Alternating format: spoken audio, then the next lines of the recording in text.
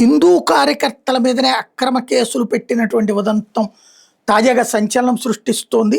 జగ్గయ్యపేటలో 4 రోజుల క్రితం ఒక ఆవును కొందరు వ్యక్తులు ఒక ఆటోలో తరలిస్తున్న హిందూ చైతన్య వేదిక కార్యకర్తలు గమనించి వెనక్గా వెళ్ళారు. వాళ్ళు తప్పించుకుని వెళ్ళిపోయారు. కొంతసేపటికి 2 వ్యక్తులు 2 స్కూటీల మీద మాంసం బస్తాలతో మెయిన్ రోడ్డు మీద కనబడ్డారు.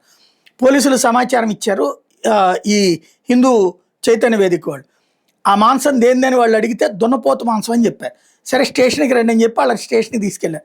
అది ఆవు మాంసం అని అనుమానం ఉందని చెప్పి హిందూ చైతన్య కార్యకర్తలు అడిగితే పోలీసుల సమక్షంలోనే పోలీస్ స్టేషన్కి తీసుకెళ్లి పోలీసులకు అప్పచెప్పారు. ఆ మాంసాన్ని పశువుల హాస్పిటల్కి పంపించి ల్యాబ్ టెస్టులకు పంపాలని చెప్పారు. ఈలోపు 200 మంది ముస్లిం సామాజిక వర్గానికి సంబంధించిన వాళ్ళు ఒక్కసారిగా అక్కడికి వచ్చి హిందూ చైతన్య వేదిక కార్యకర్తల మీద దాడి చేశారట. తన్నడంతో పాటు పెద్ద రాయితో హత్యా ప్రయత్నం కూడా చేసి గాయపరిచారట.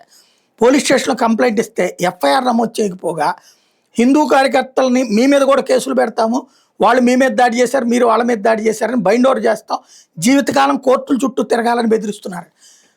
ఇది హిందూ చైతన్య వేదికకి సంబంధించినటువంటి వాళ్ళు చెప్తున్నటువంటిది.